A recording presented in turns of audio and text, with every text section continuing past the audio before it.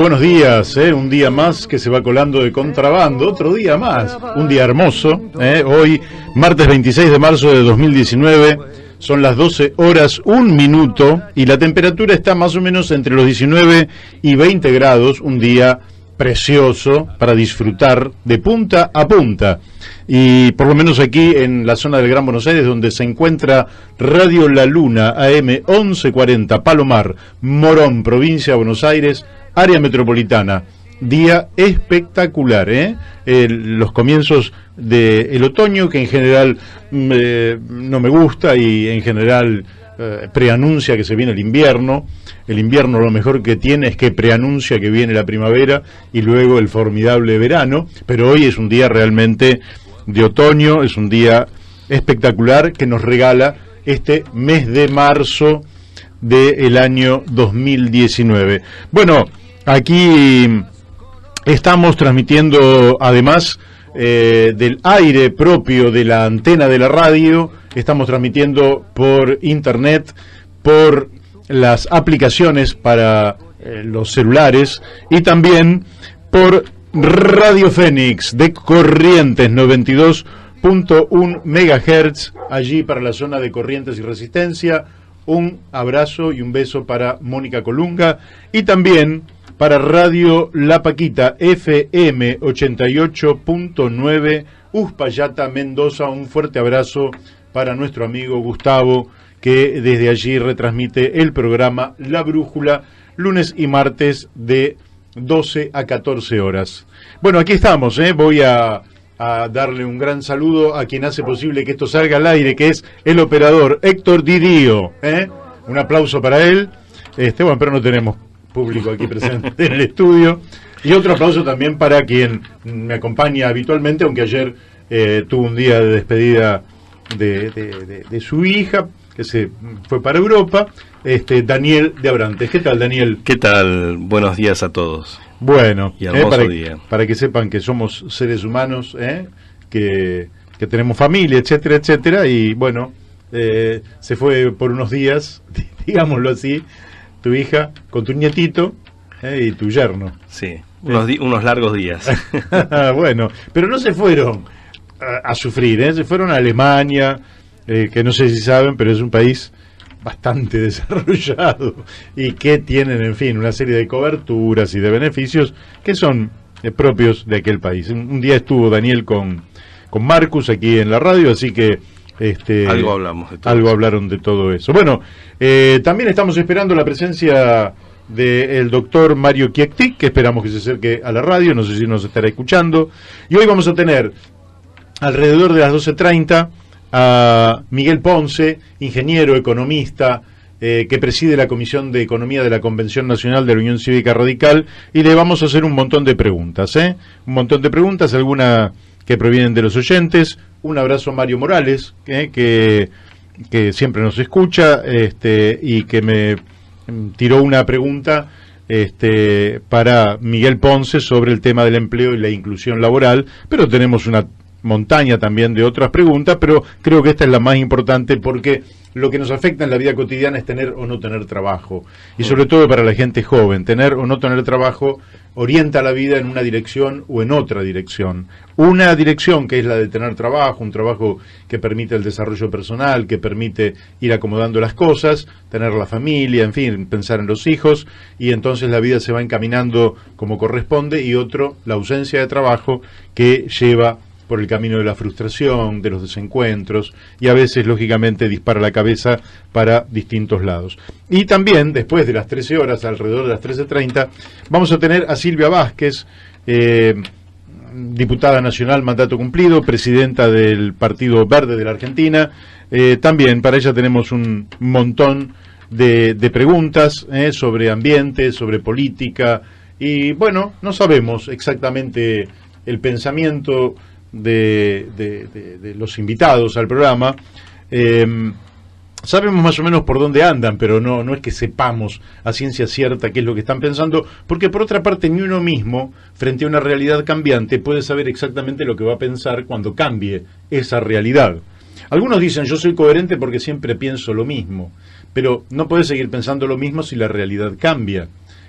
Hay una vieja frase de Keynes que decía: cuando las circunstancias cambian, yo cambio mis ideas. ¿Usted qué hace? No, yo sigo con mis viejas, es decir, con mi picapiedra sigo, digamos, porque las cosas cambian, en fin, son dinámicas. Así que, bueno, creo que vamos a tener un hermoso programa en el día de hoy, todavía más dinámico que el programa de ayer, que exigió de una muy amplia intervención de mi parte, de manera que no sé si pasar al primer tema o invitarlo a Daniel a que nos diga algunas palabras. Ustedes saben que en este programa vamos a invitarlo a Daniel a que nos diga algunas palabras. Hemos decidido, entre otras cosas, hacer un seguimiento de la gestión del gobierno de Andrés Manuel López Obrador allí en México. Para quienes no saben, hubo una etapa en la historia de América Latina donde los pueblos creyeron que el entendimiento entre México, que estaba al sur del río Bravo, lindante con los Estados Unidos de Norteamérica, y la Argentina, iban a trazar un eje con mejor destino para los pueblos de América Latina. Pero lógicamente que los imperios, sea el inglés, el norteamericano, siempre iban a tratar de meternos discordias, de meternos divisiones, y ese eje no se pudo realizar. Hoy sería un tiempo magnífico, pero justo en un tiempo magnífico también la derecha en América Latina está haciendo lo suyo, sin proyectos, sin propuestas, fracasados, pero bueno, no importa, está haciendo lo suyo, y nos interesa muchos procesos de América Latina, les diría todos los procesos nos interesan, pero muy en particular lo que pase con México. Daniel, ¿cómo está Andrés Manuel López Obrador allí en México? Bueno, como bien vos decís, es un proceso que estamos siguiendo muy de cerca. Lo primero para rescatar es que se mantiene muy arriba el reconocimiento popular a la gestión de el presidente López Obrador. El presidente sigue con esta sabia y buena costumbre de comunicarse diariamente a través de conferencias de prensa abiertas donde se pregunta todo lo que hay que preguntar y él responde durante una hora, y de alguna manera estas conferencias van marcando la agenda pública, de discusión pública. Pero bueno, los índices de aprobación están todos por encima del 80%, algunos llegan al 90%, inclusive una noticia que se conoció ayer es que es el apoyo del empresario Carlos Slim, que quiere profundizar sus inversiones en México. Slim es la primera fortuna mexicana y uno de las primeras fortunas del mundo. Y bueno, sí, está los hombres más ricos del planeta. Exactamente, está funcionando muy bien. Pero yo quería hoy hacer mención a algo que es interesante por las circunstancias. Está en nuestro país están de visita los Reyes de España.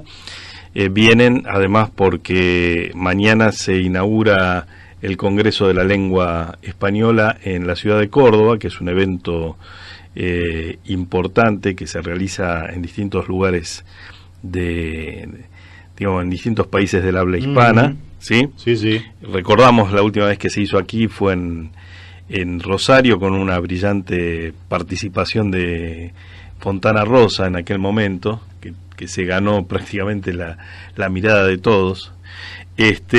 Pero bueno, respecto a esto quería comentar que se conoció también en el día de ayer una carta que envió el presidente Andrés Manuel López Obrador a los Reyes de España y al Papa, pidiendo que no son lo mismo, pidiendo el reconocimiento de los horrores que se habían cometido en torno a todo el proceso de la conquista, que se hizo, como bien sabemos, a la luz o a la sombra de la espada y la cruz, ¿sí? Y señalando además que México también tenía que pedir perdón a sus pueblos originarios, el México postcolonial, porque también había continuado con esa cultura de avasallamiento a los Daniel, pueblos quiere decir originarios. Que en más de 200 años de independencia de México, que todavía no alcanzan a los 300 años de colonialismo que sufrió México. Después de 200 años, nunca España le pidió perdón a los pueblos que habitan el territorio de México. Nunca España le pidió perdón a los pueblos que habitan el territorio de México. Y esta carta además generó una gran polémica, porque el gobierno de España la rechazó enérgicamente, en una actitud, a mi juicio, totalmente fuera de contexto. Estamos en el siglo XXI. Además, el gobierno de México la envía con una clara intención de poner este tema en debate. Es decir, ellos plantearon que aquí no se trata de buscar resarcimientos económicos, sino de cerrar una etapa para poder abrir otra más rica y más fructífera, ¿sí? Pero que es necesario el reconocimiento de estas cuestiones. Nosotros internamente lo hemos vivido. Nosotros sabemos que para superar la herida de la dictadura, ¿sí? Debimos hacer un largo proceso de verdad y justicia, ¿sí? Que todavía está en marcha, ¿sí? Y que sin además la posibilidad de reflexionar sobre estos temas es muy difícil superar. Y aquí estamos hablando, ¿sí? de un genocidio conocido por todos, que es el genocidio de los pueblos originarios mexicanos, y que casualmente en el día de ayer se cumplieron 500 años de la primer batalla, la batalla de Centla, en Tabasco, donde cae, por la superioridad de las armas de la conquista, cae el primer bastión maya. Azteca. No, maya. Maya, sí, en Tabasco, más al sur. Por las armas de Cortés. 2 años después va a caer Tenochtitlán y va a ser el final de el imperio azteca en México. Pero bueno, de todo esto, lo importante es que se manda esta carta. Uh-huh. Y algunas repercusiones, ¿no? La derecha se pone muy... le genera un gran escozor todo esto, ¿no? Pero es lógico, porque en realidad ellos fueron derrotados por las armas de los héroes de nuestra independencia. Derrotados por las armas, ya no pudieron ejercer más los privilegios del colonialismo, claro, de ser el centro monárquico que dominaba extensos territorios y ponía a esas poblaciones al servicio de la monarquía. Derrotados entonces se retiran, pero pretenden, a través de medios políticos, diplomáticos, de seducción, culturales, mantener el colonialismo. Y la lucha no se ha terminado. Por eso me parece extraordinario lo de López Obrador, porque sería el reconocimiento de que ellos efectivamente ejercieron el colonialismo por las armas y la violencia y las muertes masivas mientras lo necesitaron. Y cuando fueron derrotados, recién cuando fueron derrotados, se retiraron. No se retiraron como un acto de voluntad, se retiraron porque los pueblos de América decidieron su independencia, su soberanía y su libertad. Sí, y no olvidemos además... Organizaron ejércitos con criollos, con indios, con negros, mulatos, con esos ejércitos eran una mezcla, y además de distintas regiones. Y a construir sociedades que aspiraban a ser democráticas, que aspiraban a superar lo vetusto de las coronas europeas, ¿sí? A la construcción de sociedades más igualitarias. Pero yo quiero señalar además que es muy injusto esta reacción del gobierno de España con la carta de López Obrador, porque fue México, ¿sí?, el país que acogió a la gran diáspora española después de la Guerra Civil Española, ¿no? Y fue México la que abrió sus puertas, y siempre México tuvo un cariño y un afecto muy grande por todo lo español, que se vive eso en México, porque la conquista generó una nueva realidad, ¿sí? Y generó el mestizaje y generó esta realidad que es hoy la América Latina, ¿sí? Y como bien decía Neruda en su momento, se llevaron el oro, nos dejaron el oro, que fue la lengua, que fue lo que permitió que este continente también empiece a construir un destino común, ¿no? Esta lengua que nos hermana y que nos une, ¿no? Sí, que nosotros ahora la adoptamos, es nuestra lengua. Lo que no quiere decir que los pueblos originarios no tuvieran su lengua, ¿verdad? Por supuesto. Es decir, que hubo una acción. La verdad que las autoridades españolas hoy deberían pedir perdón por todo lo que hizo España, su monarquía, por los crímenes. Pedir perdón no cuesta nada. Nadie le va a decir a Pedro Sánchez que él es el responsable, porque evidentemente estamos hablando de tiempos y espacios y culturas distintas. Pero es bueno que se supere esta pretensión colonialista. Lo que no se supera es esa pretensión. Bueno, Daniel, muchas gracias. Vamos a ir al primer tema, y después vamos a estar avanzando con el programa, y en unos minutos más vamos a estar hablando con Miguel Ponce sobre la situación económica de la Argentina. Seguimos aquí en La Brújula por Radio La Luna AM 1140 y tenemos a quien hemos anunciado como un invitado de lujo para nosotros, que es Miguel Ponce. Buen día, Miguel, ¿cómo estás? Muy buenos días, Mario, alegría estar de nuevo con ustedes.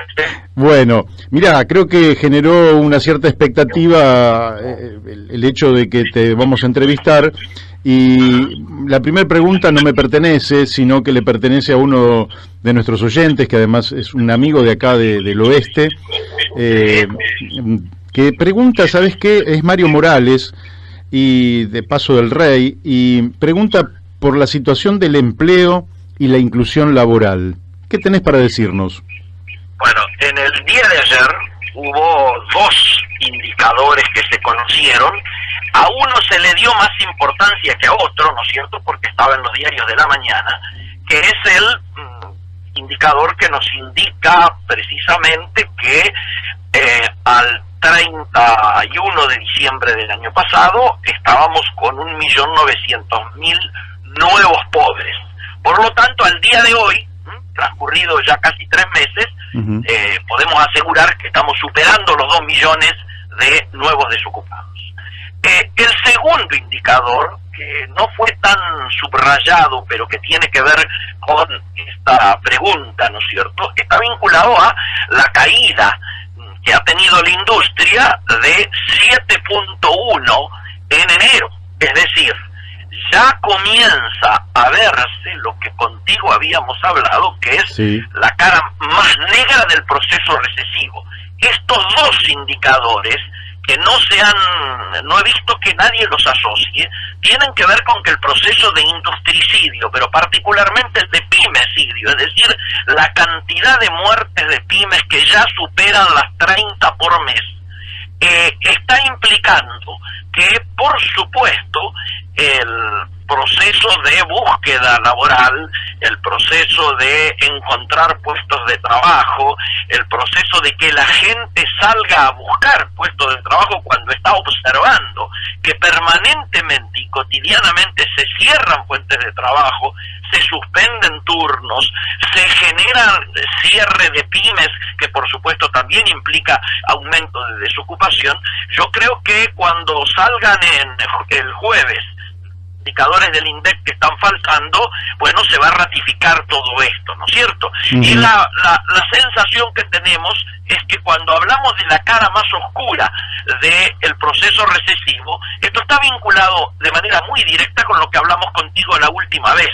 El ingresar al stand-by del Fondo Monetario Internacional hizo que la misma noche nosotros adelantáramos que, además de la pérdida lógica de autonomía en la toma de decisiones en el terreno económico, iba a haber 3 grandes causas o 3 grandes consecuencias causadas precisamente por el retorno al fondo. La primera era la baja salarial, ¿no es cierto?, la baja del poder adquisitivo de salario, que hemos pasado de primero a séptimo en Latinoamérica. La segunda, obviamente, iba a ser una feroz recesión, que ya a esta altura nadie discute que durante todo este año, a diferencia de lo que se le prometía al presidente o de lo que el discurso oficial, particularmente los últimos días a través de Duhovne por un lado, pero también de Brown, planteando que ya la recesión ha terminado y que hemos empezado a surgir a través de ciertos brotes, claramente nosotros tenemos la visión de que la sensación de permanencia durante todo el año de la recesión es casi una realidad que ya no se discute. Y el tercer elemento vinculado a la pregunta es precisamente que, como consecuencia de los dos anteriores, el proceso de desocupación iba a ser muy importante y posiblemente de los mayores que hayamos recordado en términos de gravedad. ¿Por qué?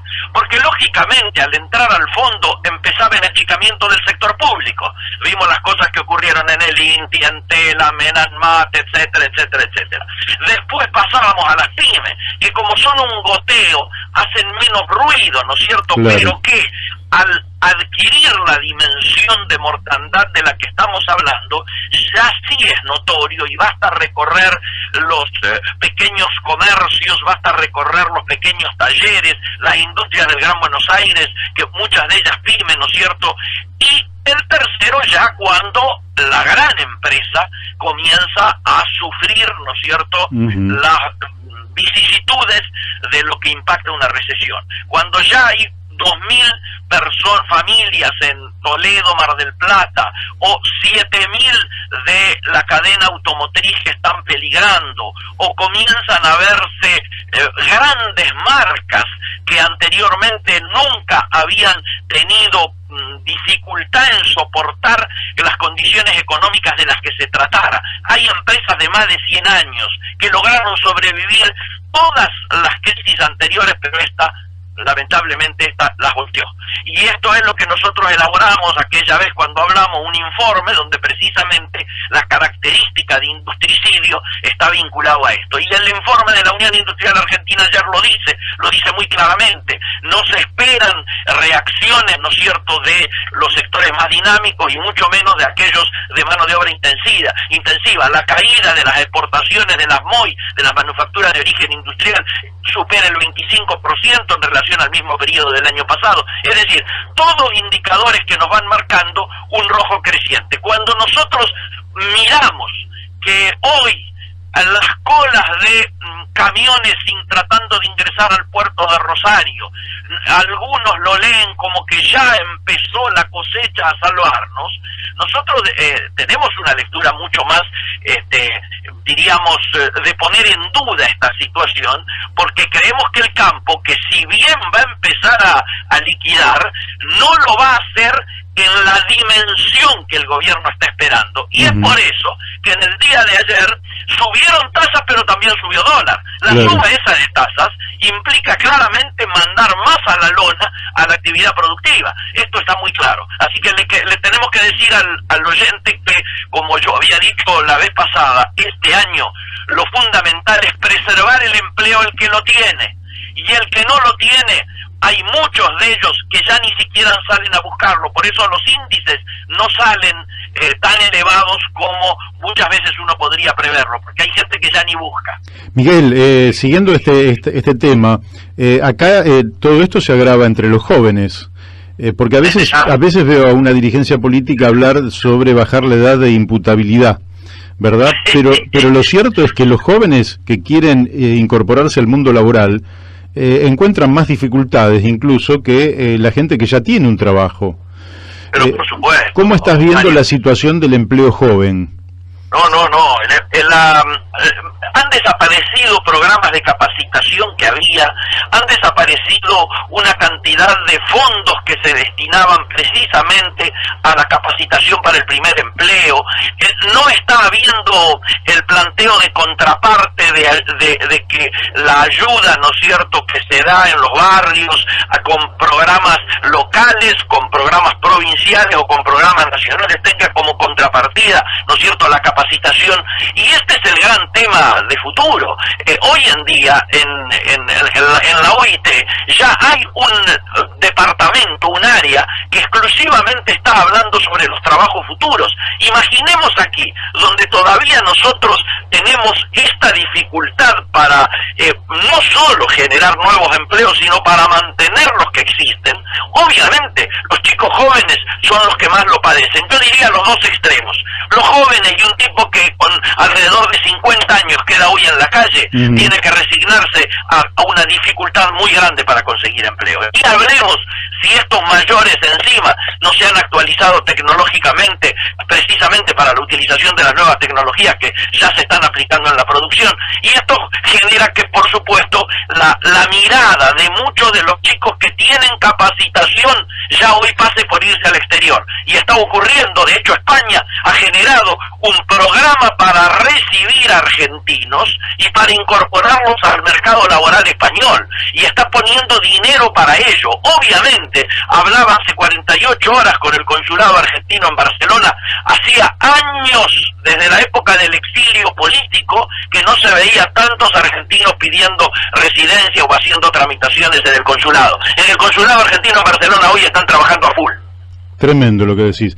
Escúchame, ayer escuché a un economista liberal, podríamos decir, plantear que la situación fiscal, a pesar de que había caído la recaudación en términos reales, aunque eso era cierto, pero era más cierto que los gastos se habían achicado aún más y estaban sobrecumpliendo las metas.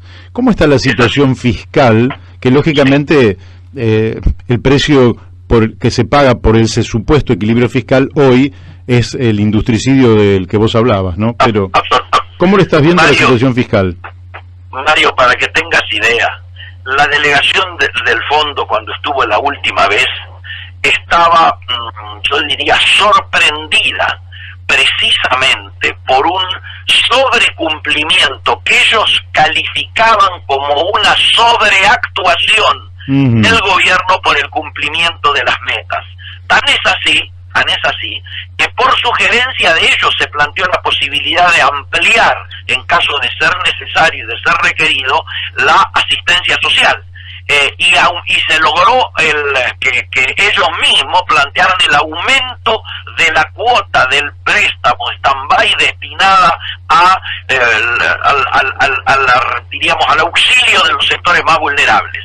Pero estaban absolutamente preocupados porque precisamente es como si el sobrecumplimiento de las metas llevara a que hoy todo lo que es obra pública que estaba en marcha, no solo por el fracaso de los PPP, sino porque directamente se han parado la totalidad de las inversiones que se estaban efectuando y de muchas obras que eran y son necesarias, ¿no es cierto? Y que sin embargo esto se ha parado. Esto lleva a que hoy tengamos, fíjate vos cómo es la cadena, ¿no es cierto? Esto impacta directamente en la cadena de pagos, pero también impacta en los proveedores. Está ocurriendo que Loma Negra, la líder en producción de cemento, al tener, que ya inclusive no es ni nacional, ¿no es cierto? Ha sido, ha cambiado su cartera de accionistas, sin embargo esté pensando en echar entre 600 y 700 personas por el hecho concreto de que han bajado muchísimo los despachos de cementos que se producen allí en la zona de Olavarría. Entonces, si bien no van a cerrar Olavarría, van a cerrar toda una cantidad de plantas menores que ellos tenían en la zona, y esto claramente está implicando precisamente, o está originado precisamente en el sobrecumplimiento de metas que hacen que se subejecuten programas. Hoy en día basta leer cada informe que saca la ASAP, ¿no es cierto?, la Asociación de Seguimiento de Presupuesto Público, donde te van diciendo programa por programa del presupuesto cómo está siendo subejecutado en relación a lo que estaba previsto aún en el presupuesto surgido luego del acuerdo con el fondo. Claro. Escúchame, dado que el consumo es un motor que está más próximo a apagarse que a encenderse o acelerarse, y dado que el Estado a través de este recorte tampoco es un motor, el gasto público deja de ser un motor, ¿cómo están las exportaciones? Porque hemos bajado desde el 2011 en adelante el nivel de exportaciones en la Argentina, cosa que es paradójica porque el comercio internacional debería ir increciendo y hoy deberíamos estar exportando 100.000 millones de dólares. ¿En qué valores estamos? No, estamos en menos de 60 como tema optimista para el cierre del año, porque lo que ha ocurrido es que si bien han aumentado nuestras exportaciones muy pequeño, estamos por debajo del aumento de las exportaciones de todos los países de la región. Y si bien hemos salido del rojo comercial, ese superávit comercial que tenemos es un superávit no virtuoso, yo lo defino. ¿Por qué? Porque no se produce precisamente por aumento de las exportaciones, y dentro de ella lo ideal sería que aumentaran las exportaciones de las manufacturas de origen industrial, que son las que implican el agregado de valor de mano de obra, ¿no es cierto? Claro. Sino que lo que ha ocurrido, o lo que está ocurriendo, es algo que es muy fácilmente de entender. El proceso recesivo hace que, teniendo en claro que la matriz importadora de Argentina es netamente productiva, en este momento el 84% de lo que ingresan al país son partes y piezas, bienes de capital, insumos, bienes intermedios para la industria, para el campo y para la infraestructura de servicios públicos y privados, es decir, una matriz importadora netamente productiva. Al producirse la recesión, cae automáticamente el ingreso de todos estos elementos. Yo te lo digo con dolor, porque yo trabajo de esto y llevo ya prácticamente entre 5 y 6 meses sin facturar algunos de los proveedores que habitualmente traen insumos industriales a los que yo suelo atender como clientes, ¿no? Claro. Bueno, así que tampoco ese... Escúchame, voy mezclando ahora lo económico y lo político. ¿Por qué pensás que Macri sigue diciendo que este es el único camino? ¿Qué lo induce a él a pensar que este empedrado en el que nos ha metido nos lleva a un paraíso en lugar de a una ciénaga? ¿A qué le atribuís esa insistencia, esa persistencia? ¿Quién le sopla al oído a Macri que este es el único camino? Bueno, hace rato que el duranbardismo y el peñismo, llamémosle así, son los que van definiendo, ¿no es cierto?, el rumbo de la campaña y el rumbo de los discursos. Yo te diría lo siguiente, acaba de llegarme hace 48 horas el informe que ha elaborado precisamente Jefatura de Gabinete en relación a lo que es lo que ellos están distribuyendo entre su militancia para intentar unificar el discurso. Bueno, la pobreza con la que se insiste en plantear el tema del único camino, etcétera y demás, la subvalorización que se le da al tema económico y social es alarmante. Pareciera que todo pasa por una, digamos, sobrevaloración de la calidad institucional que se ha logrado a partir de que Cambiemos esté en el gobierno, y de la mejora en la captura de ciertos operativos que se han hecho antidroga, como el ejemplo, diríamos, más virtuoso de esta etapa y de esta gestión de gobierno. Y se pretende de que precisamente el eje del análisis y el eje del debate discursivo en este tiempo pase lo más lejos posible de la situación económica y social. Yo creo que es un esfuerzo vano. Creo que lógicamente el presidente se ha enojado mucho porque a esta altura le habían vendido que iba a sentirse una recuperación económica que no ha llegado y no va a llegar aparentemente en lo inmediato, y entonces siguen insistiendo en una actitud, yo diría más bien distractiva, en el cual se han visto muy preocupados porque la seguridad o la corrupción que estaban no digo en el tope, pero sí estaban mucho más arriba en la preocupación de la población, hoy ha bajado considerablemente y nadie discute que la inflación, el desempleo, los salarios, el hambre, etcétera, son los que están encabezando claramente, y el temor a la pérdida del empleo son los que están encabezando por lejos la preocupación social en este momento.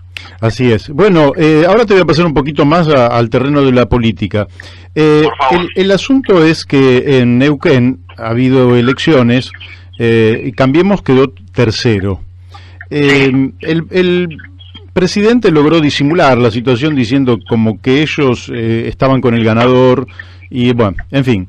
Ahora bien, había una posible revancha, se suponía, probable por lo menos, en Córdoba, donde próximamente va a haber elecciones. Allí se da una situación que es facilitarle al gobernador Schiaretti, que encima ahora unifica al peronismo después de haber bajado el kirchnerismo sus candidatos, y divide el Frente Cambiemos al punto que Cambiemos no va a existir en las próximas elecciones en Córdoba. ¿Cómo se lee esta situación rara donde algunos dicen no, lo que pasa es que el presidente apuesta por Schiaretti, que es un buen socio? ¿Cómo lo lees? Bueno, yo tengo una coincidencia en términos de que se junta el hambre y las ganas de comer. Si colocamos uno de los elementos, sin duda, es que Schiaretti es un amigo personal del presidente y un hombre que en tiempos pasados estuvo ligada inclusive a la propia SOCMA, a la sociedad de Macri. Entonces, primer asunto. Recordemos que Schiaretti es un especialista de la cadena automotriz y en tiempos de Sebel jugó un rol decisivo para la instalación, en la exportación de Sebel, para la instalación de Sebel y luego para la tarea que se dieron en aquella tan comentada operación, ¿no es cierto?, de autopartes que llegaban vía Uruguay. Lo dejamos ahí. Entonces, primer asunto, desde ya que lo prefiere por varios motivos a Schiaretti. Por un lado lo prefiere por este vínculo histórico, tan histórico como el vínculo que une al presidente con Puerta, ¿no es cierto? Sí. El segundo elemento es que de esa manera fortalece al sector del peronismo con el que tiene más posibilidades de llegar a algún tipo de acuerdo o algún tipo de relacionamiento muy distinto al que se podría plantear con el kirchnerismo, es decir, el crecimiento de Schiaretti debilita al sector más vinculado al kirchnerismo. Es obvio que la no presentación del kirchnerismo en Córdoba no es, como dicen muchos, un acuerdo entre Schiaretti y la señora. Recordemos que Schiaretti arregló allí con el socialismo, arregló con el GEN, arregló con algún sector radical que no se encuentra integrado a ninguno de los dos sectores que disputan el segundo puesto, y está incluido en lo que podríamos denominar el proyecto Labaña.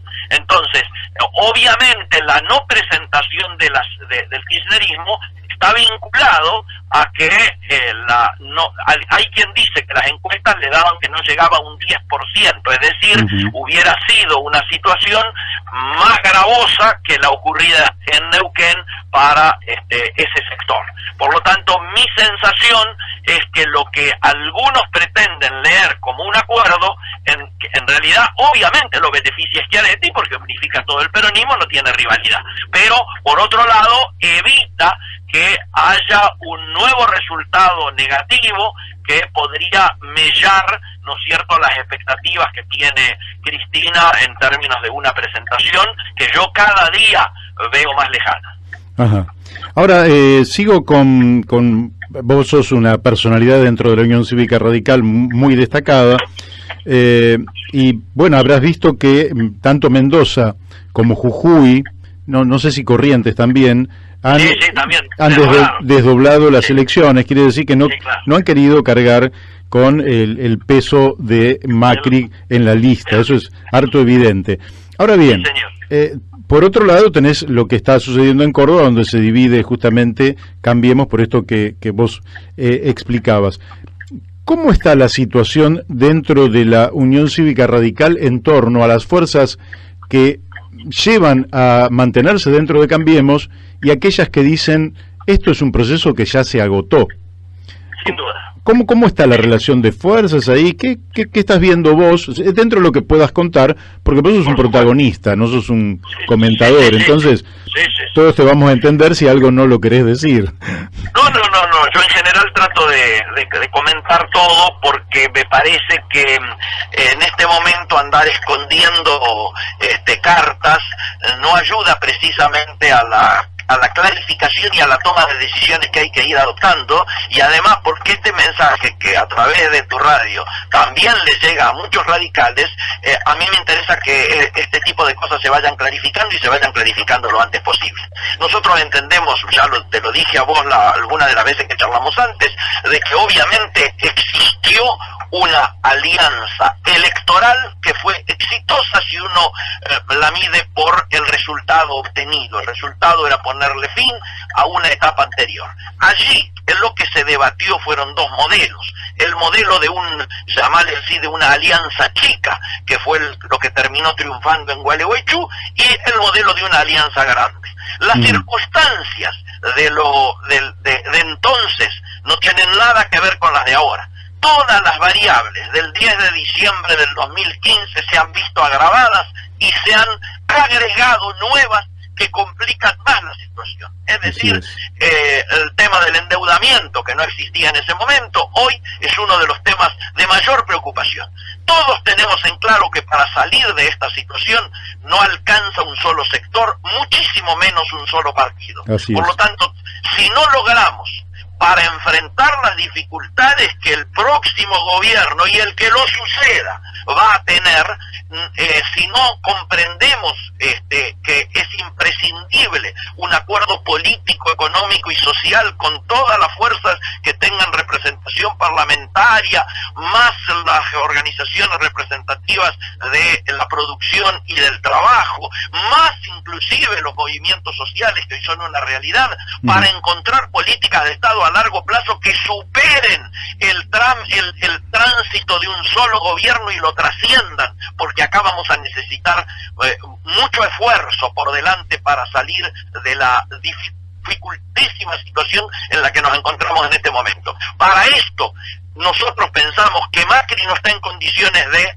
convocar, que Cristina mucho menos, y que entonces una figura como Roberto Labaña, en este caso, puede llegar no solo por el hecho de que atravesó situaciones de administración pública y económica dentro de ella de mucha dificultad, seguramente no como las de ahora, pero de mucha dificultad, si logramos que haya un piloto de tormenta, ¿no es cierto?, que en el cual no confiemos solo en la personalidad, sino logremos conformar equipos con experiencia, no que vengan con los códigos solo de la actividad privada y manejándose con un Excel que nunca se cumple, sino que vengamos con la experiencia de los que de una u otra manera saben cómo se manejan las cuestiones de Estado, y con humildad, ¿no es cierto?, pero a partir de poder volcar esa experiencia, logren encauzar esto de la mejor manera posible. Nosotros entendemos que eso es necesario. ¿Cómo se da esto en la Unión Cívica Radical? Y yo te diría,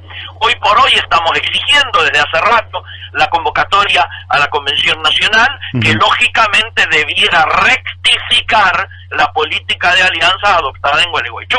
Nosotros entendemos que hoy estamos ganando la convención y que por eso es que los sectores que venimos planteando este frente amplio con otros sectores, ¿no es cierto?, con sectores del socialismo fundamentalmente, con el GEN, como estamos haciéndolo en todas y cada una de las provincias donde nuestro movimiento, el Movimiento Nacional por la Democracia Social, está teniendo protagonismo. Estamos hoy en todas las provincias argentinas y participando en muchísimas de las intendencias y de las gobernaciones donde hay enfrentamiento hacia lo que hoy es el PRO, ¿no es cierto? Y desde esa perspectiva nosotros entendemos que hoy estamos ganando, que por eso no la convocan y que estamos esperando que esa convocatoria se dé, porque si no nos quedan dos caminos: o sentirnos con libertad de acción o judicializar. Y la verdad es que nos gustaría que la inmensa mayoría de los radicales pudieran tener la oportunidad de discutir cuatro temas. El primero es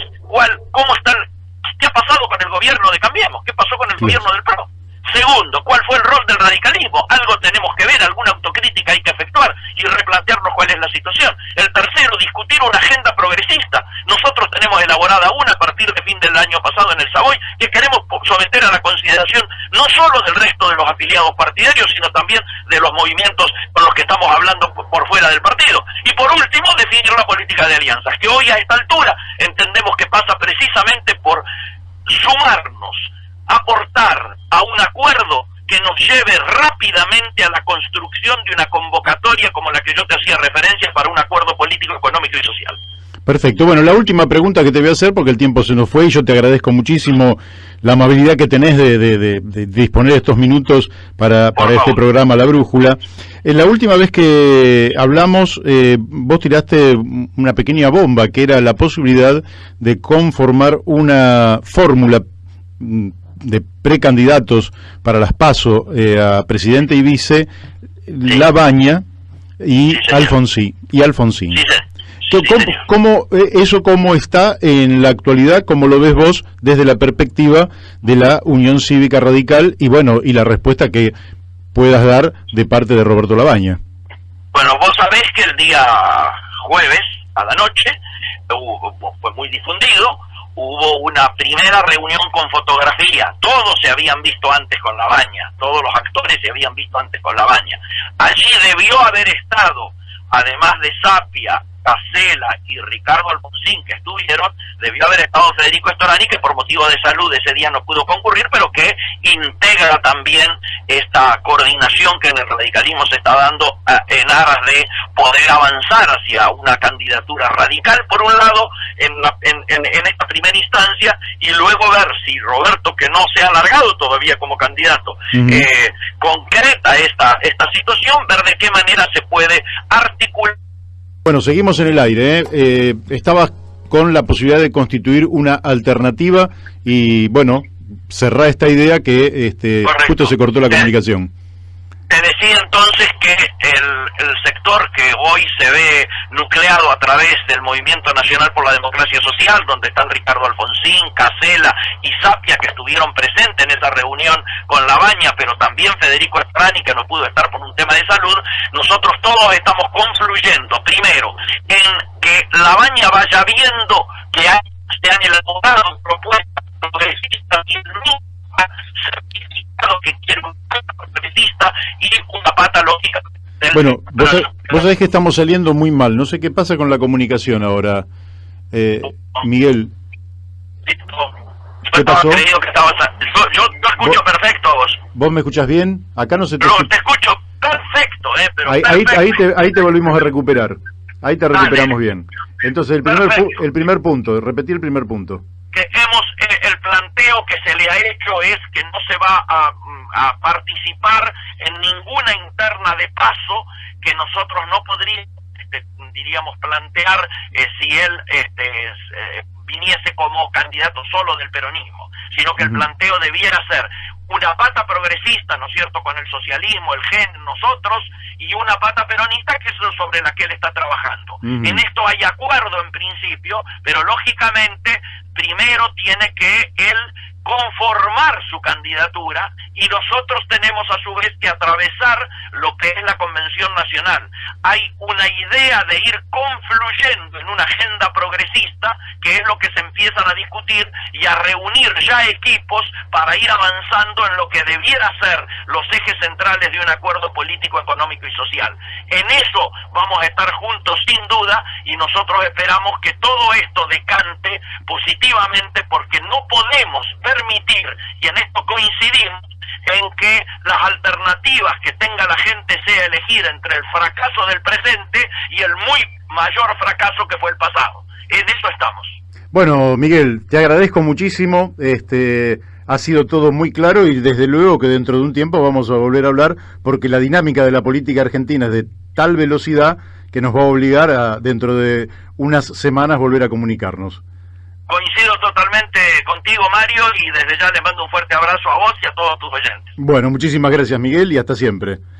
Gracias. Bueno, hemos hablado con Miguel Ponce, ingeniero, economista, miembro de la Comisión de Economía de la Convención Nacional de la Unión Cívica Radical, y ustedes lo han escuchado con absoluta claridad cuál es el diagnóstico de la situación y cuál es la propuesta para superar esta situación en la cual se encuentra la Argentina. Bueno, vamos a la tanda de la radio, en tiempo y forma, y después volvemos y vamos a tener 2 comunicaciones para la próxima hora.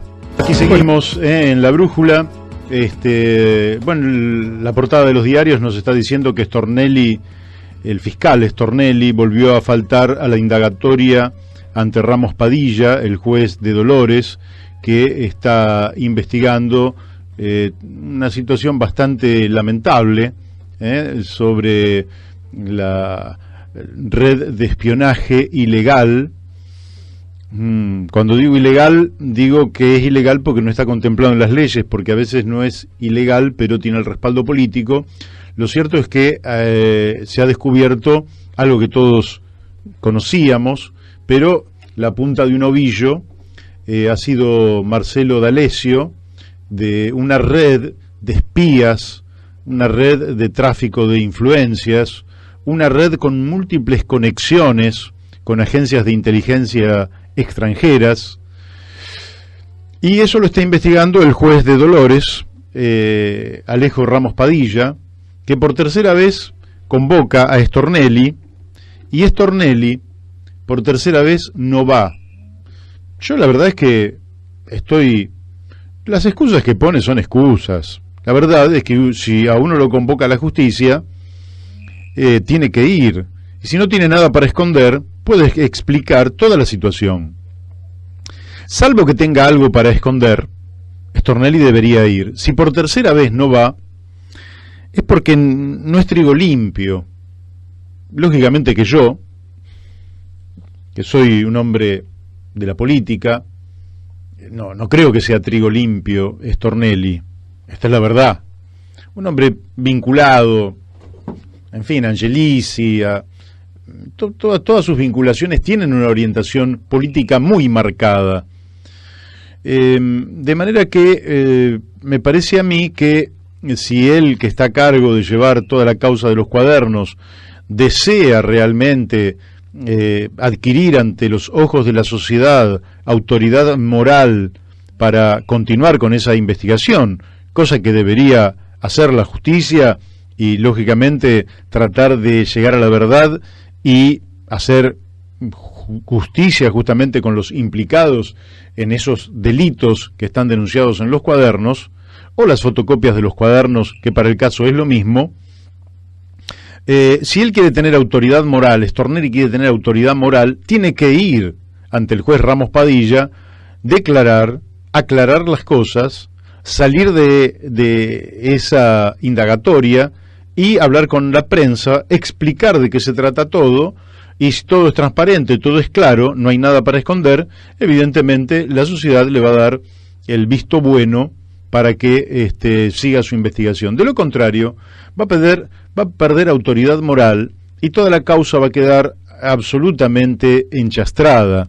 Yo creo que lamentablemente en la Argentina, dentro de las deudas que tiene la actual democracia, tiene varias, tiene muchas. Lo cierto es que dentro de esas muchas que tiene, hay una que es clave, que es los organismos de inteligencia del Estado. Es decir, nosotros venimos de unos servicios de inteligencia que están atravesados por la época de la Guerra Fría. En la época de la Guerra Fría, los servicios de inteligencia, por un lado la CIA, por otro lado la KGB, y después otros actores, la Mossad de Israel, pero otros actores a lo largo y ancho del planeta, buscaban las maneras de penetrar los servicios de inteligencia de los países del tercer mundo. Quiere decir que los servicios de inteligencia de la Argentina venían muy penetrados, básicamente o mayoritariamente, por la CIA. Eso viene de la década del 60, 70, Estiuso, que era un hombre fuerte del CIDE, y con el cual después Cristina Kirchner, ya sobre el final del periodo kirchnerista, se iba a enfrentar con él. Lo cierto que era un hombre que venía muy vinculado a los servicios de inteligencia americanos, de manera tal que cuando llegó la democracia había que hacer una limpieza. No era fácil, no es fácil, no es sencillo. ¿Por qué? Porque es un submundo secreto, pero con un presupuesto de Estado muy grande. Presupuesto todo en negro. Nadie sabe a dónde va esa plata, para qué se utiliza. Y en general, los servicios de inteligencia le rinden algún servicio al poder de turno, al candidato de turno, y entonces el poder político nunca se quiere deshacer de ellos. Ahí aparece una propuesta de Carrió de directamente desfinanciarlos y tirarlos a la basura.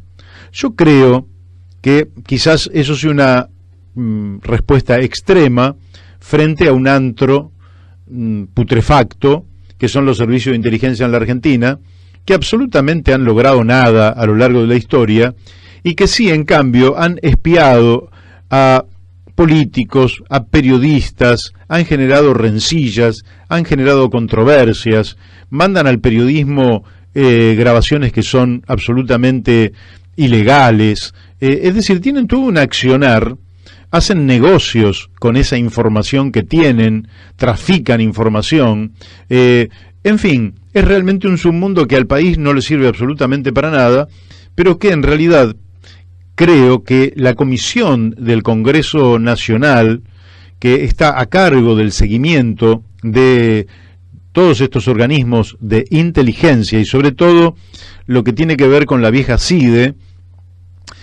lo que debería hacer es una investigación muy profunda, abrir todo un debate al respecto, llegar a un diagnóstico profundo sobre en qué situación se encuentra todo este submundo, estas cloacas, y acercarle al presidente de la Nación, que podría ser Macri o quizás el próximo presidente de la Nación, una propuesta concreta de reconversión de estos servicios de inteligencia. Quizás no se los pueda cerrar tan fácilmente de un momento para el otro. Esto le pasó a Alfonsín en la primera etapa, donde decían, bueno, generaremos mano de obra desocupada que no sabemos si es más peligrosa estando adentro o afuera. Es cierto, porque es un submundo con caras oscuras, con nombres y apellidos falsos, pero evidentemente la democracia debe sanear esto, debe producir una profunda reforma del sistema de inteligencia de la Argentina, y la Argentina debe definir para qué hace inteligencia. Hacer inteligencia, manejar información, producir esa información, ir a buscarla, tiene que ser para la defensa nacional y para la seguridad de los habitantes de la Argentina, no para el tráfico de influencias y los negocios privados. De manera tal que volviendo a esta investigación, que seguramente va a aportar cuando termine esta investigación elementos que hoy nos resultan impensables, por ejemplo, con los vínculos de Marcelo D'Alessio con la DEA, con la CIA, con Estiuso, con Arribas, en fin, nos va a dar una cantidad de información tremenda. Yo creo que eso hay que respaldar al juez Ramos Padilla y que él continúe esta investigación y que traiga a la luz toda la verdad. Al mismo tiempo que la causa de los cuadernos no se debería detener y también queremos toda la verdad sobre la causa de los cuadernos. Señor Stornelli, Carlos Stornelli, vaya y hable con el juez Ramos Padilla en Dolores. Basta de esquivarle a la justicia de la que usted forma parte. Bueno, tenemos un llamado. A ver, ¿con quién estamos hablando? Mario Kiektik. ¿Cómo te va, Mario? ¿Qué tal, Mario? ¿Cómo andás? Bien, bien. ¿Cómo estás vos? Todo bien, todo bien. Bueno, vos envías habitualmente esos, ¿cómo le llamás vos? Podcasts. Bueno, esos sí, cortitos, digamos, que en los que hablas del socialismo creativo. O bueno, ahora lo podemos hablar en forma directa, porque en realidad también se está creando un nuevo socialismo, dado que miles, millones de jóvenes comienzan a simpatizar nuevamente con la idea del socialismo en los países centrales, y esto genera una novedad que sorprende a algunos analistas conservadores que no pueden entender por qué, si se cayó la Unión Soviética, los chicos pueden seguir pensando en el socialismo. ¿Qué tenés para decirnos en este sentido? Bueno, sí, en realidad es tal cual así lo que vos estás diciendo, lo que es la generación Y, ¿no es cierto? Los que, viste, las generaciones, en general en sociología, son periodos de 20 años, donde las personas de esa generación más o menos comparten como una visión general del mundo, digamos, tienen como una pertenencia a un mundo, ¿no? Claro. Nosotros somos baby boomers, entonces, qué sé yo, distinto a nuestros padres, digamos, que por ahí no estaban totalmente adaptados a un mundo si bien ya lo tenían, pero no estaban tan adaptados a un mundo de electricidad, de abundancia de petróleo, de caminos, de televisión, ¿viste? Es como que nuestro mundo, nuestra generación, por decirlo de alguna manera, vivimos dentro de, si querés, los Tres Chiflados, o de Batman, o de los noticieros de el llanero solitario. 70, el llanero solitario, ¿no? El zorro. Esta generación vive un poco en ese mundo. Y bueno, después apareció la generación X, que ya, digamos, no tenía tanto apego, si querés, a la producción, como quizás tenemos nosotros, que siempre, viste, vos tenés un montón de cosas y te pones a hacer un programa de radio y después te vas a poner otra cosa. Ellos, la generación X, la que nos siguió, dicen sí, pero vamos al shopping, privatizan todo, y bueno, sí, pero es que está bueno, viste, las autopistas están lindas, etcétera. Ahora lo que está pasando es que están entrando en escena los millennials, que no es un tema menor, porque en pocos años van a ser la mitad de los votos. Claro. Que son la generación Y, la generación que sigue a los X. Y como decís vos, es el gran tema, porque en los países centrales, y generalmente lo que pasa en los países centrales, después de un tiempo llega a nosotros, los millennials, y bien decís los conservadores, y yo te agregaría la izquierda sectaria, están muy preocupados, porque han probado todas las estrategias posibles, pero los millennials en realidad tienen un modo de vida, esto que te digo, ese como en esa especie de mundo en el que nadan y que viven, lleno de principios del socialismo, y generalmente ni siquiera lo saben, digamos.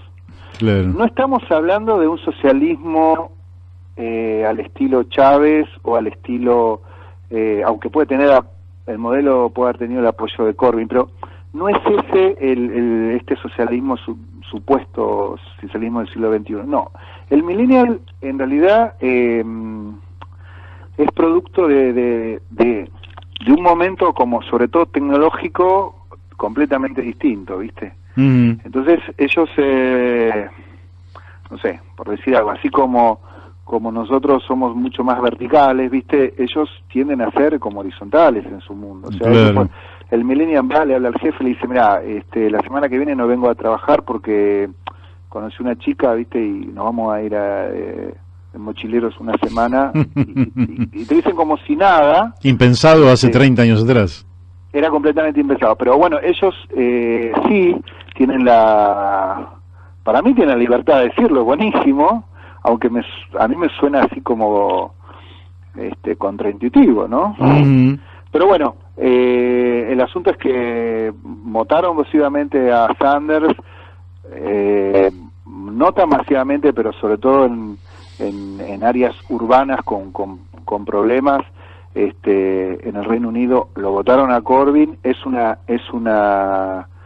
línea una tendencia que parece no detenerse, aunque ha tenido algunos cimbronazos en los últimos meses, pero digamos, están inclusive apareciendo como Cortés, ¿no? Que están apareciendo ya figuras en las cámaras, en los parlamentos, en los congresos, figuras millennials importantes que están teniendo su voz pública, ¿no? Importante, inclusive en el centro del capitalismo, ¿no? Tenemos una diputada socialista, Alexandria Cortés, exactamente.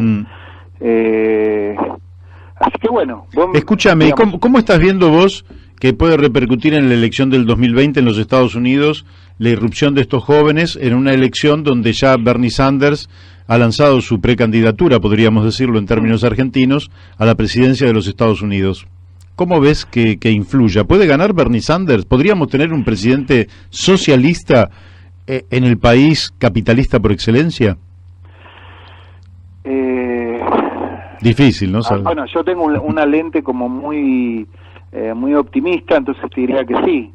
Ahora, como si querés, voy a permitirme aclarar que soy doctor en ciencias sociales, pero simplemente a los efectos de decirte que, bueno, si lo tengo que ver científicamente, lo veo complicado, ¿no?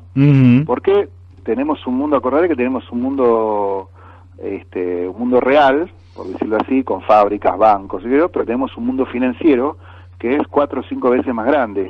Así es. Y ese mundo de números, de símbolos que van de satélites a satélites a velocidades increíbles, etcétera, etcétera, tiene mucho control sobre los sistemas democráticos republicanos actuales, ¿no? Que todavía están totalmente, o sea, están ya fuera de foco, son modelos que del siglo hasta 17, ni siquiera 18 te digo, ¿no? Entonces, que esos sistemas tan vetustos puedan hacerle frente a... Vos pensás que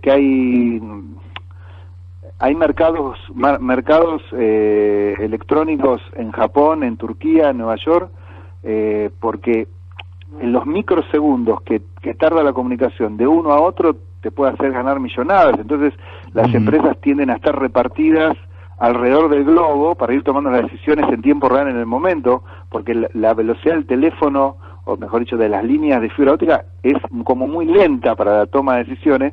Imagínate que en ese mundo no la dejan fácil para que venga un Sanders. Al mismo tiempo, el hecho de que los chicos estén muy familiarizados con lo que es la tecnología de las comunicaciones y en general con la tecnología, ¿eso no le da también una ventaja competitiva a Sanders en ese terreno tecnológico de las comunicaciones y la información, al margen de las finanzas, que efectivamente van a seguir teniendo una cuota de poder muy importante, ¿no? Sí, los conservadores, digamos, han recurrido para el lado de las fake news y crear relatos, etcétera, etcétera. Pero a mí me parece que hay como un tema como más abajo todavía, y es que la derecha, el argumento de la derecha, de los conservadores, siempre ha sido: mira, el socialismo no puede funcionar porque las personas en el fondo no quieren colaborar, quieren su propio beneficio. Y ese, en el fondo el argumento de ellos es esto, ¿no? En definitiva, un egoísmo balanceado donde somos todos egoístas, todos buscamos nuestro beneficio, pero cuando cada uno busca su propio beneficio, eso a la larga redunda en que bajen los precios, aumenta la producción, etcétera, etcétera. Se olvidan de ser que están haciendo mierda al planeta por falta de control, pero eso lo vamos a dejar de lado. Sin embargo, todas estas tecnologías, sobre todo las plataformas de redes sociales que empezaron con Twitter, Facebook, y hoy en día es impresionante la cantidad de plataformas y infraestructuras que hay, lo que están mostrando es que si bien hay es un terreno terreno en un punto conservador, porque en general cualquiera que da una opinión diferente a lo esperable le caen 1000, a mí me ha pasado, ¿no? Por lo menos 1000 puteadas por un solo posteo, quizás que no te lo entienden o qué sé yo. Pero, y bueno, y todos nos vamos acostumbrando a eso. En ese sentido es como difícil innovar, pero al mismo tiempo son herramientas que han permitido que la gente se conecte para hacer cosas, o sea, desde todo, ¿no?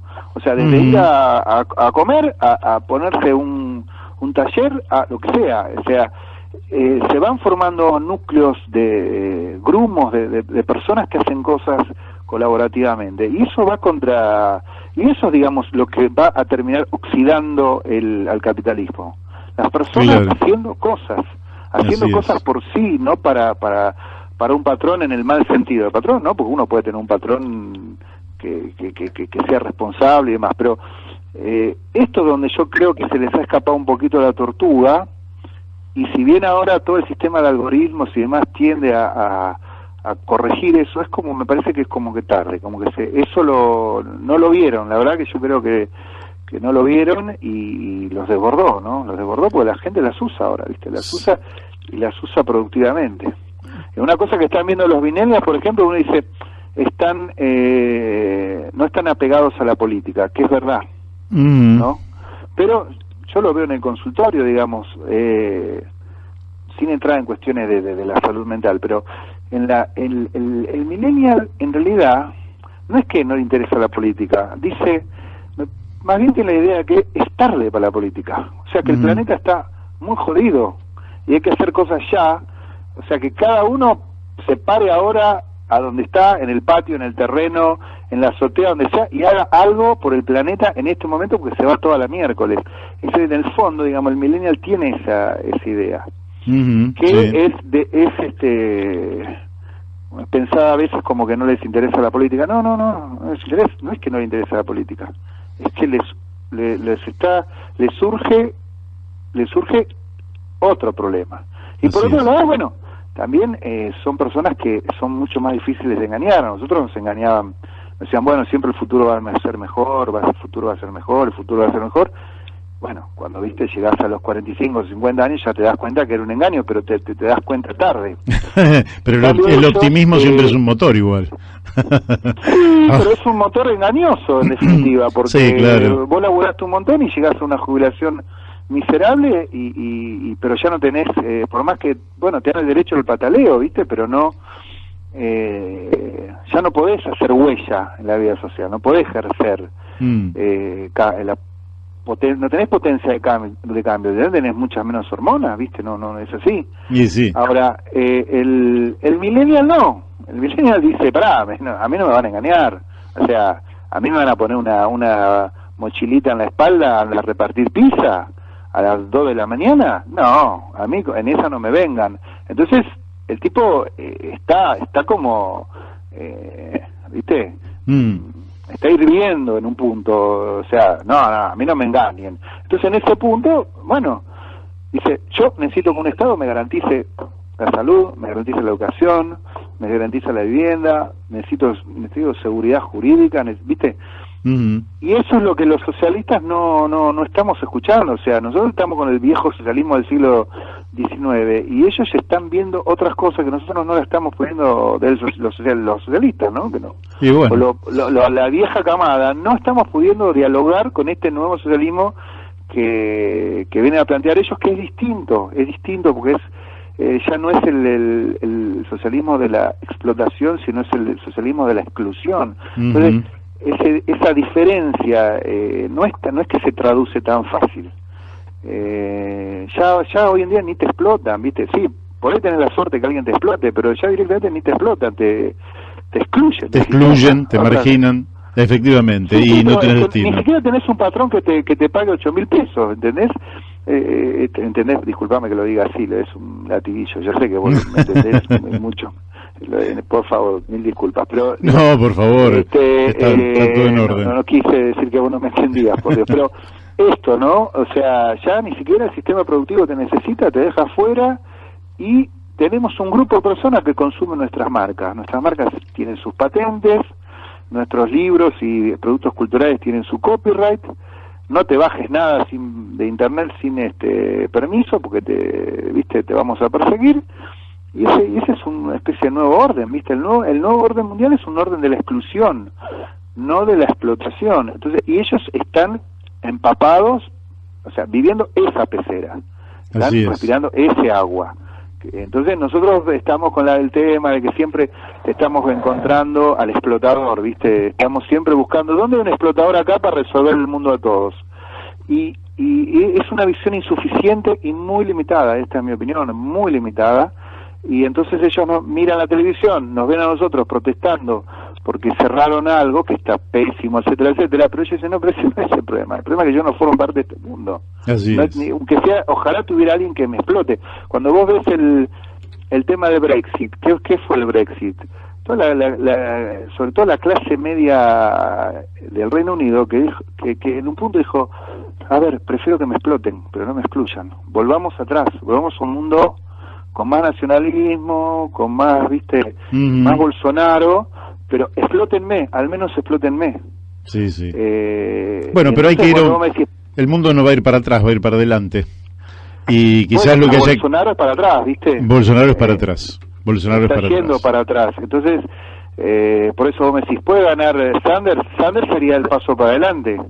Pero las formas que va a adquirir el Brexit, por ejemplo, en países como Argentina, vos fíjate que ya ahora en los noticieros empieza a escucharse fue un extranjero. Esto hace 5 años era una locura.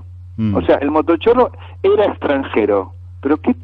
O sea, ¿cómo es que ahí sí realmente tiene que actuar y nadie y hacer algo en serio? Porque ¿cómo vas a clasificar a alguien por... Bueno, esas son las marcas del Brexit que nos está llegando a nosotros, ¿no? Así es.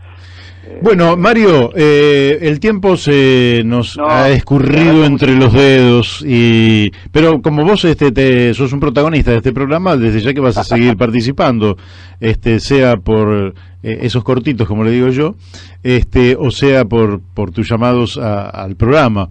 De todas maneras, este es un tema que efectivamente, lo viejo no termina de morir, lo nuevo no termina de nacer. La era está pariendo un corazón, dice Silvio Rodríguez, y mientras va pariendo ese corazón, te vamos a seguir consultando sobre tu punto de vista sobre eso nuevo que están haciendo, que yo creo que en cualquier caso nos llena de esperanzas y nos permite, con un optimismo que no sabemos si será realista o no, suponer que el futuro será un poquito mejor que este maldito presente que estamos sufriendo, ¿no?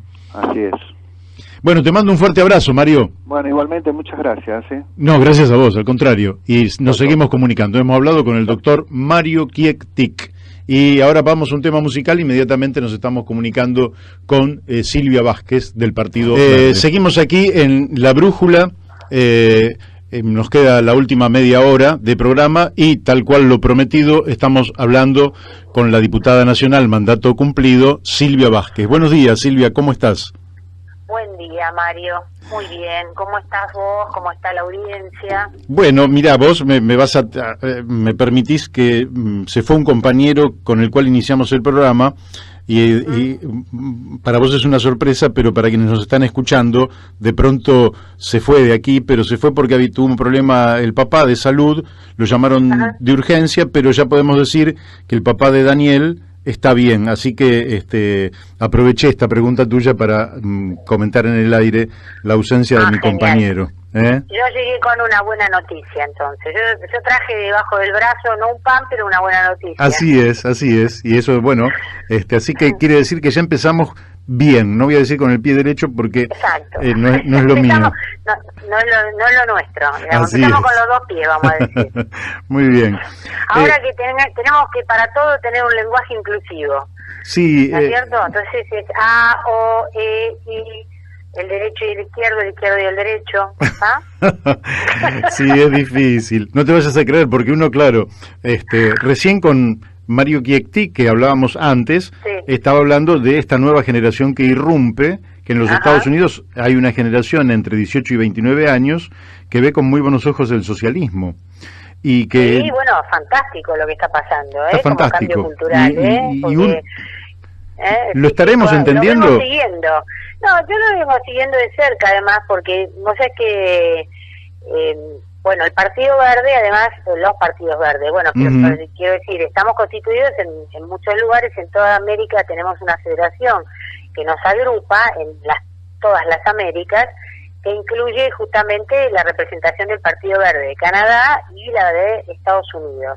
Es muy interesante porque el Partido Verde en Estados Unidos, que tiene ideas mucho más progresistas y te diría mucho más izquierdistas que en otros países de nuestro continente, que están, digamos, como muy asociados al fenómeno que irrumpió con los demócratas de mano de Bernie Sanders en la última elección, digo, ¿no? Yo creo, yo formo parte de los que creíamos que si en Estados Unidos la competencia hubiera sido entre Trump y Bernie Sanders, es muy probable que Bernie Sanders se hubiera alzado con el triunfo, que Trump no hubiera ganado, porque realmente había como en Estados Unidos puede llegar a ganar un señor negro, pero es muy difícil que gane una mujer, todavía. Pero, y además ahora se produjo también otra cosa mucho más, muy interesante desde el punto de vista de la cultura, quiero decir, más allá de los partidos políticos, ¿no? De los nombres que alquilan los partidos políticos, porque todos estos partidos, finalmente la versión progresista de izquierda que tienen con Bernie Sanders o con una actual legisladora congresista que también se ha asociado a Bernie Sanders, que ha traído todas las ideas de un New Deal vinculado justamente a cumplir con el mandato de combatir las consecuencias del cambio climático y las causas del cambio climático. O sea, se une, digamos, el progresismo, lo socialista, lo verde, un sector del Partido Demócrata que ha adoptado también esta agenda, y empieza a aparecer un fenómeno que se las trae, porque además han tenido una posición muy firme de repudio a la intervención de Estados Unidos en Venezuela. Claro, así que con posiciones además en el ámbito internacional muy de ruptura, digamos, con lo que ha sido lo tradicional del tanto el Partido Demócrata como el Partido Republicano, que viste que en el ámbito internacional son apenas matices, ¿no? Es decir, la misma política intervencionista han tenido unos y otros. En cambio, esto que va por izquierda termina generándoles un cimbronazo a los demócratas que obliga a que parte del partido también tome posiciones con una agenda mucho más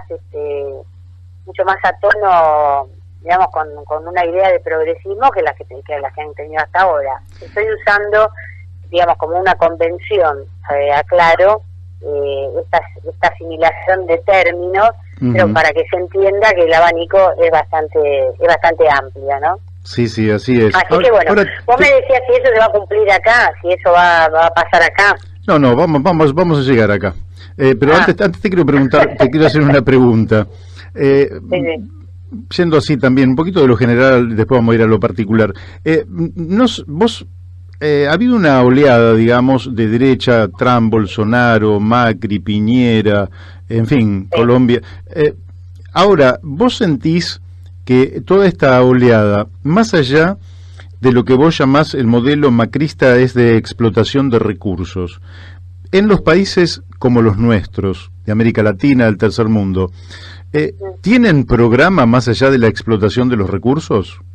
¿Esta derecha tiene programa? No, es decir, el programa se basa, creo que, en por un lado, la sobreexplotación de los bienes naturales y la enajenación de esos bienes naturales en favor de los, digamos, de la centralidad del poder, de los países centrales en el ejercicio del poder, pues de allí la necesidad también de la intervención en Venezuela, ¿no? O sea, no van a ir a intervenir a Trinidad y Tobago. No, claro. Las intervenciones son en aquellos lugares donde lo que se juega como bien natural es un bien escaso y de suma utilidad para la capital del imperio, ¿no? Y por otro lado, en lo financiero, es decir, acá hay una entente de poder financiero internacional, que por un lado son los grandes lavadores del narcotráfico, es decir, son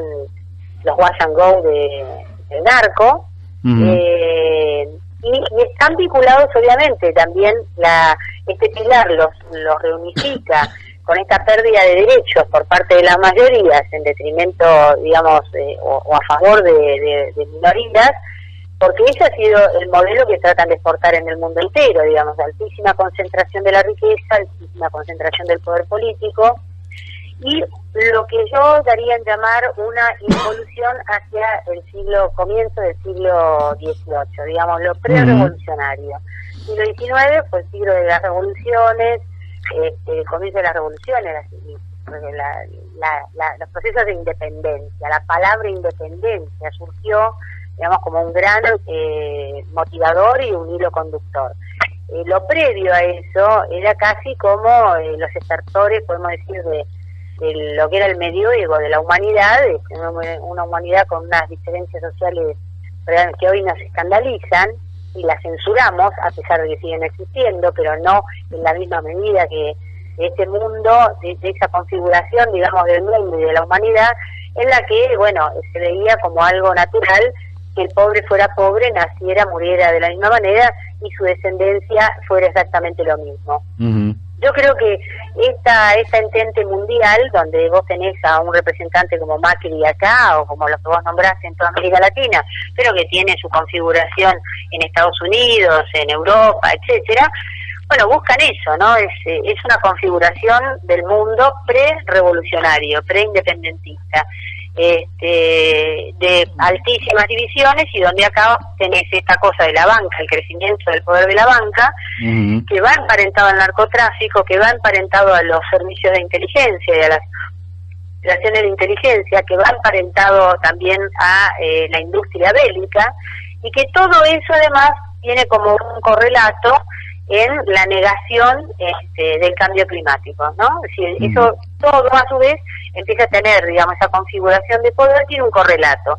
Son los negadores del cambio climático, y entonces, bueno, acá vamos a seguir hablando de vaca muerta, uh-huh, y seguimos hablando de una explotación donde hay un sinnúmero de denuncias muy fundamentadas, muy argumentadas desde el punto de vista, digamos, técnico, en cuanto a las consecuencias nefastas que esto trae, tanto sea en la tierra, digamos, en el comportamiento que tiene la tierra, como en el comportamiento del agua. Uh-huh. Vas a seguir hablando de la explotación, digamos, otra vez el símil, digamos, de vaca muerta, pero en la provincia de Mendoza, una provincia que tiene un estado de crisis hídrica permanente, pero bueno, están planteándose esa minería de forma intensiva, con lo cual no hay posibilidad ni de cultivos ni de garantizar realmente la provisión de agua potable para consumo humano.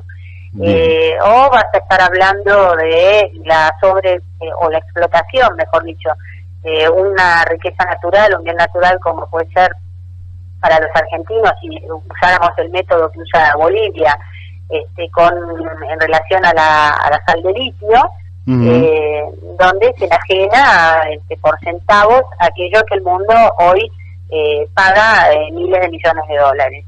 Así es. Entonces, nada, el comportamiento, la lucha, la realidad es que la lucha política mira que no tiene cosas nuevas. Yo creo que tiene metodologías en términos de tecnologías nuevas. Claro.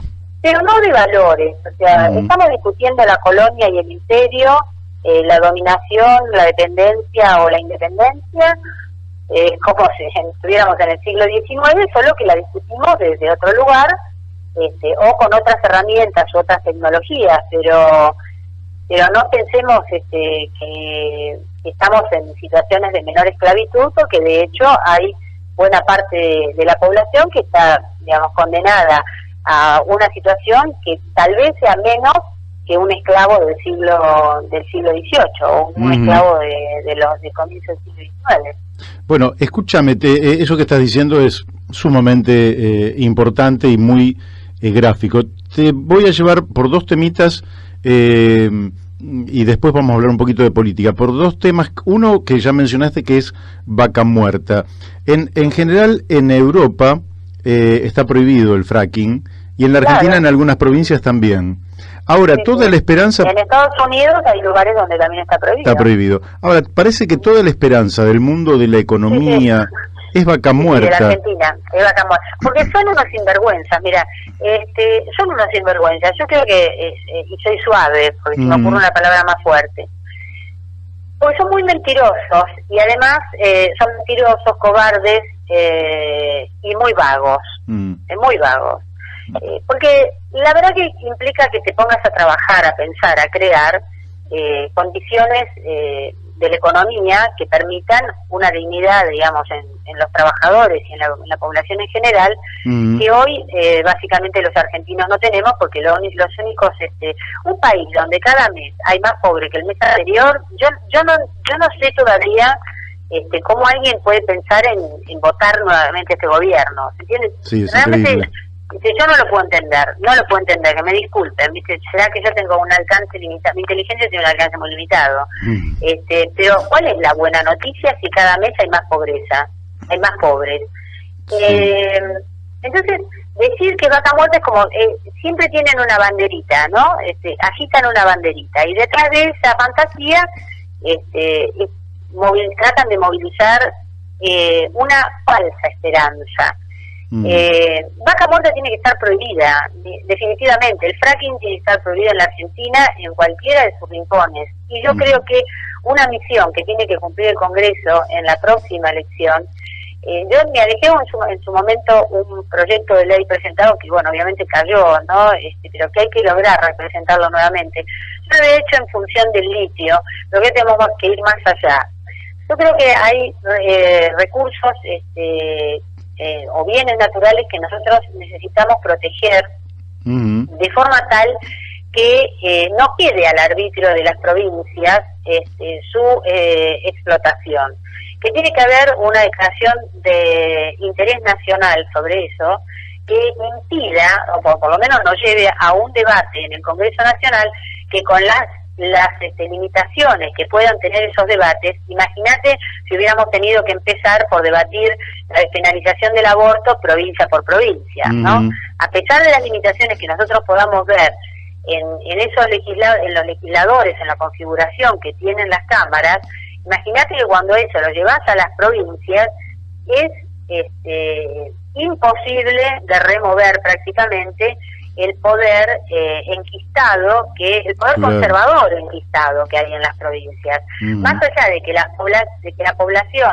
cada tanto logre atravesar con algunas votaciones que son situaciones electorales que son ejemplares, la realidad es que vos tenés tienen la suma del poder público, controlan la Corte Suprema de Justicia, controlan las cámaras y controlan el Poder Ejecutivo. En general la configuración del poder es esa, y si no, miremos qué pasa con Neuquén, donde hay un partido que parece que es como los sindicalistas, no hay manera, llegan al poder, no lo sacan nunca más. Así es, sí. La democracia choca ahí. La democracia choca, pero no logra... Claro, fíjate Formosa, y fíjate Salta, a lo sumo tenés casos donde un gobernador deja a alguien en su lugar, ¿no? Sí, claro.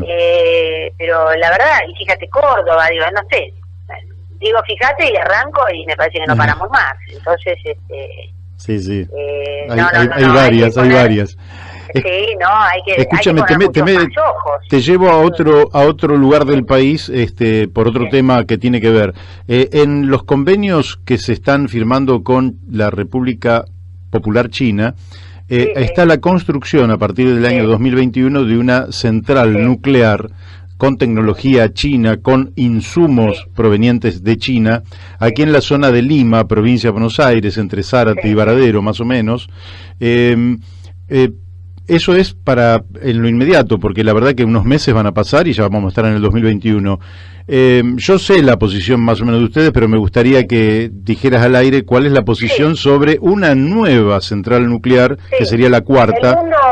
Nosotros hicimos una declaración al respecto cuando ya esto estaba, recordemos que este es el resultado de un acuerdo que se hizo en el gobierno de Cristina Fernández de Kirchner, que después Macri hereda, pero retoma, digamos, esa negociación con China por 3 centrales nucleares, no por una, por 3. Como bien vos decís, ni siquiera se hace con tecnología. Tenemos varias cosas que discutimos. Primero, no queremos más centrales nucleares. El mundo cierra las centrales nucleares. Alemania, Francia, son ejemplos, digamos, Suecia. Van cerrando las centrales nucleares, no se abren nuevas centrales nucleares, y por otro lado China nos exportaría tecnología, nosotros no necesitamos importar tecnología porque tenemos tecnología propia, de hecho nosotros hemos vendido el CAREM al mundo, digo, y es tecnología, o sea, estaríamos pagando por tecnología ajena, lo cual implicaría también quedar dependientes de ellos en cuanto al mantenimiento de todo esto. Además es una cuestión estratégica, de ninguna manera nos conviene como país que sea controlada por una potencia, porque no queremos a una potencia como Estados Unidos, pero tampoco queremos una potencia como China. Por otro lado, nos endeudamos, o sea, el otro cuestionamiento que hacemos es que esto no se hace, digamos, esto no es que nos regalan una central o 3 centrales, sino que nosotros tomamos un crédito, con lo cual quedamos otro endeudamiento más, que es absolutamente innecesario. Por lo tanto, desde el punto de vista ambiental, está claro que no hay nadie en el mundo que defienda ampliar las centrales, porque el mundo tiende a las tecnologías limpias, y sí también se pierde una oportunidad gigantesca porque no tenemos gobiernos serios, esta es la verdad. O sea, Macri no es un gobierno serio, lo único que puede traer son cosas piratas, es decir, acá no ha venido un solo peso que no sea la usura, digo, el Fondo Monetario, porque te implica un mecanismo de usura que te corrompe por dentro, porque te deja intervenido en tus decisiones políticas internas, o el capital financiero, que no podemos llamar ni siquiera capitalismo a eso, que viene solamente para la especulación, ponemos el dólar a 43, después lo llevamos a 39, después estamos con las LETI, o sea, nada, llevarse, claro, los recursos que tanto nos cuestan a los argentinos, porque todo el endeudamiento que implicó con el Fondo Monetario Internacional es guita que se fue de acá, se la llevan.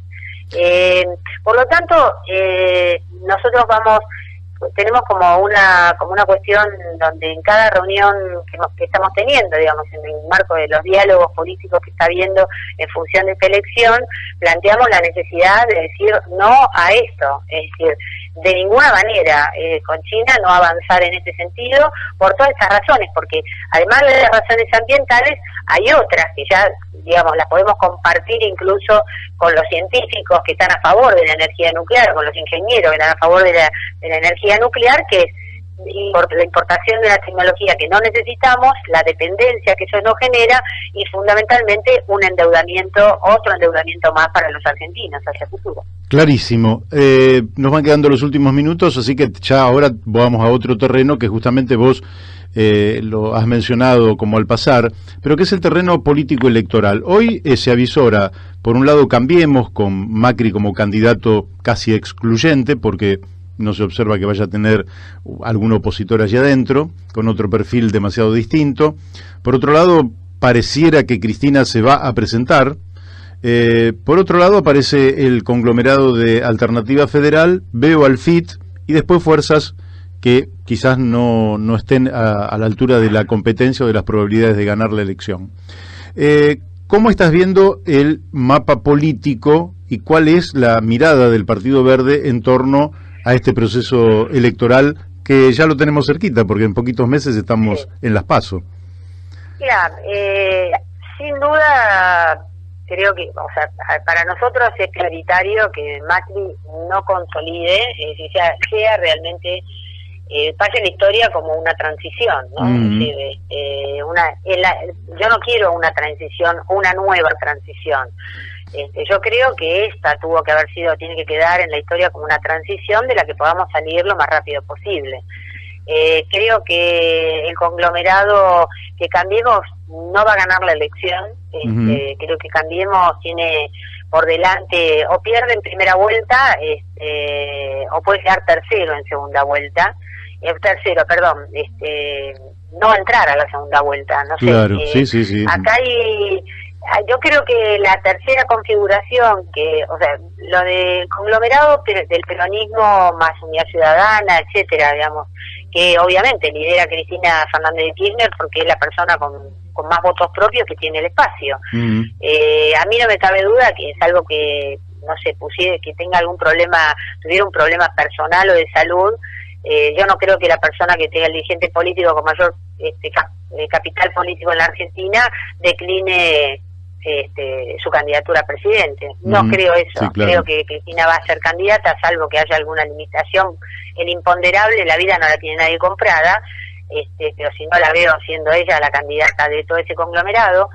Desearía que en ese conglomerado haya una PASO. Creo que ese espacio tiene otros candidatos que probablemente no le ganen a Cristina de ninguna manera, pero creo que hay que marcar diferencias y límites.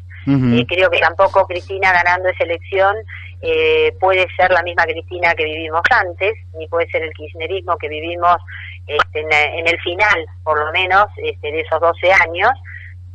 Creo que tiene que, y tampoco creo que eso tenga que estar al arbitrio, digamos, de la principal candidata o de quien vaya a ser presidente, sino que tiene que quedar establecido por los límites que la propia dinámica de espacios con diferencias se puedan plantear dentro de ese conglomerado. El Partido Verde está teniendo conversaciones, estamos teniendo conversaciones en ese sentido, esperando que esperanzados de que se construya una alternativa que deje a Macri por fuera de carrera, a Cambiemos en el sentido de lo que expresa, ¿no? Como política neoliberal. Creo que en el radicalismo hay una crisis muy grande, no sé cuánto se van a quedar apoyando el gobierno de Macri y cuánto va a terminar siendo otra sangría en esta próxima elección. Esa terceridad que aparece con Labaña, creo que Labaña es un candidato que le calza muy bien a una buena parte del establishment que acompañó a Macri hasta acá. O sea, yo creo que Labaña puede ser el candidato que reemplace a Macri para el establishment. Si Macri sigue teniendo la misma caída que está teniendo hasta ahora y el proceso económico sigue de la misma manera, el establishment tiene que garantizarse un candidato que Macri no les va a garantizar. Macri puede terminar tercero en la elección y ir al balotaje. El balotaje entre el peronismo, digamos, con socios ampliado en un frente mayor, obviamente, que lleve a Cristina como candidata y Labaña. Se entiende lo que digo, ¿no? O sea, sí, perfectamente. Yo creo que se va a desgranar Cambiemos y que eso va a generar un escenario muy parecido al que vos decís. Una crisis, Cambiemos tiene una crisis muy grande porque bajar a Macri para poner a María Eugenia Vidal, como en algún momento pensaron, es primero reconocer que pierden, y María Eugenia Vidal es una gerente del PRO en la provincia de Buenos Aires, que no resolvió un solo problema. Y por más que ponga cara de simpática, acá no se trata de si pones cara de simpático, si tenés cara de santa o de virgen, acá se trata de qué hiciste. Y en lo malo es exactamente lo mismo y en lo bueno no aparece nada nuevo bajo el sol. Por lo tanto, como no hay autonomía, no pueden ir con un muleto, porque el muleto es menos todavía que el modelo original. Así que yo creo que en los próximos 2 o 3 meses, o sea, si bien falta poco, hay mucho por decidir, y si las variables siguen siendo las mismas, yo no sé si el mercado no lo termina volteando a Macri, ¿no? Acá no va a ser la política, no somos los partidos de oposición, no es el kirchnerismo, yo creo que acá el mercado puede terminar decidiendo que Macri se acabó este ciclo, porque finalmente no le acomodó a nadie, porque alguien que no puede garantizar la paz social, y yo realmente avisoro por delante un triunfo de Cambiemos con Macri es un estallido social en la Argentina, no me cabe la menor duda de eso. Entonces me parece que eso no le sirve tampoco al establishment, porque viste, no hay más negocio. ¿Quién va a pagar la deuda externa o quién va a pagar los platos rotos? Y ahí me parece que es donde asoma la figura de Labaña. No lo digo en desmérito de Labaña, lo digo porque creo que tienen que tener un candidato que tenga peso propio, y me parece que en ese sentido fueron a buscarlo a Labaña. Bueno, Silvia, el tiempo nos ha sido ingrato y se ha ido, se fue. De todas formas, te agradezco muchísimo la amabilidad que has tenido de participar en el programa La Brújula. Y desde ya que por la continuidad del programa, por la iniciativa y por la continuidad. Realmente, Mario, sos un genio, realmente la seguís en todos los campos. Así que felicitaciones a vos y a toda la gente que te acompaña del programa, y por supuesto a tu audiencia. Bueno, muchísimas gracias, Silvia, y hasta siempre. Nos comunicamos. Un beso. Chau. Bueno, hemos hablado con la diputada nacional, mandato cumplido, Silvia Vázquez, y nos vamos hasta el lunes que viene, 1 de de abril. Ojo que viene la semana en la cual vamos a recordar el 2 de abril lo que ha pasado en Malvinas, así que síganos en Radio La Luna AM 1140 a partir del lunes que viene, La Brújula a las 12 del mediodía. Chau.